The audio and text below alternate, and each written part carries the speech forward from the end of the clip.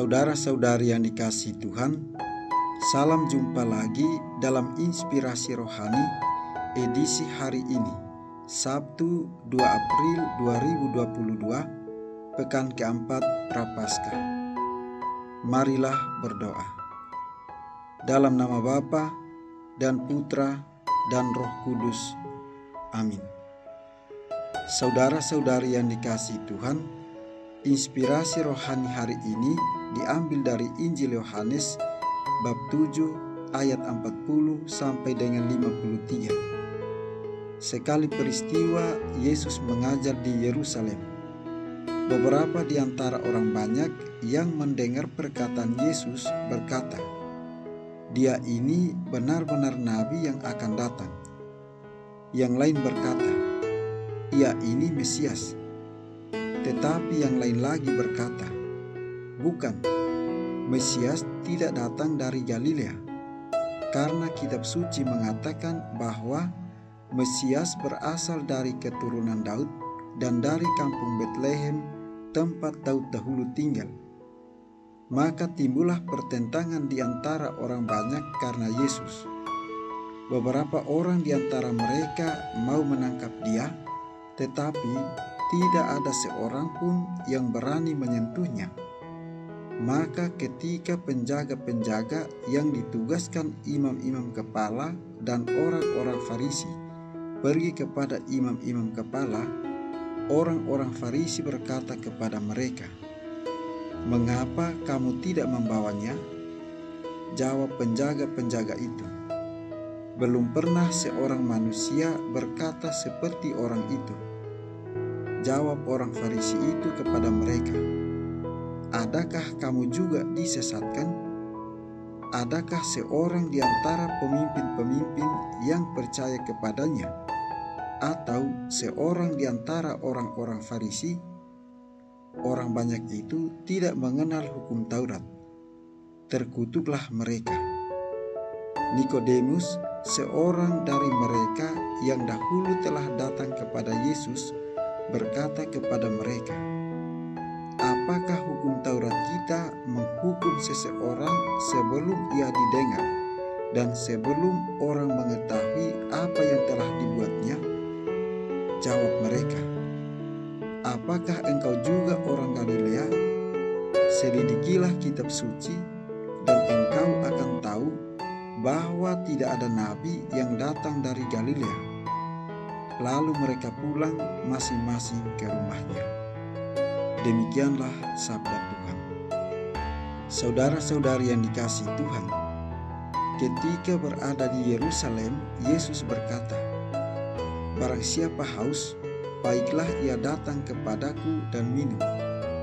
Barang siapa percaya kepadaku akan mengalami aliran air hidup di dalam hatinya."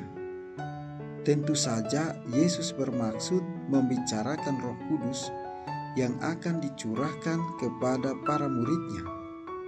Mendengar perkataan Yesus ini, banyak orang menjadi tertarik dan ingin mengenal Dia. Apa pandangan mereka tentang Yesus? Orang-orang saat itu memang melihat tetapi tidak mengenalnya. Ada yang mengatakan bahwa Yesus adalah nabi yang akan datang. Ada yang mengatakan bahwa Yesus adalah Mesias.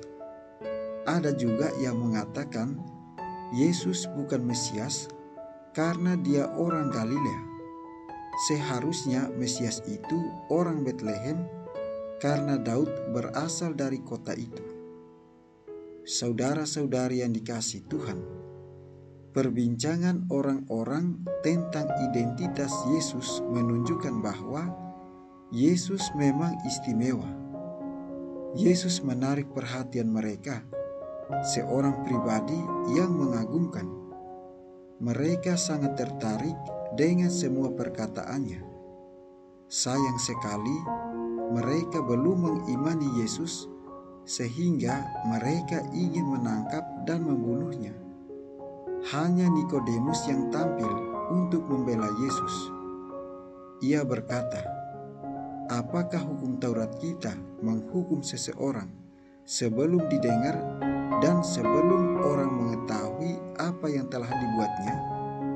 Saudara-saudari yang dikasihi Tuhan, Injil hari ini menarik perhatian kita karena juga mengajarkan kepada kita supaya jangan cepat mengadili sesama hanya dengan melihat bagian luarnya saja.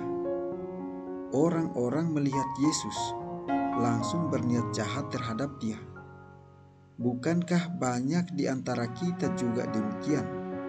Lebih cepat mengadili, berprasangka buruk daripada melihat kebaikan dan jati diri sesama sebagai manusia yang baik yang diciptakan secitra dengan Tuhan Allah sendiri. Kita di sini dikoreksi untuk melakukan sebuah pertobatan. Pertobatan dalam hal apa? Kita diingatkan untuk melihat dan mengenal Yesus di dalam diri sesama. Layanilah sesama, terutama saudara yang paling kecil adalah sama dengan melayani Yesus sendiri. Kita juga diingatkan untuk melihat hal-hal terbaik di dalam diri sesama. Mari kita ikut Yesus yang tidak memperhatikan dosa-dosa kita, tetapi iman kita, iman yang menyelamatkan.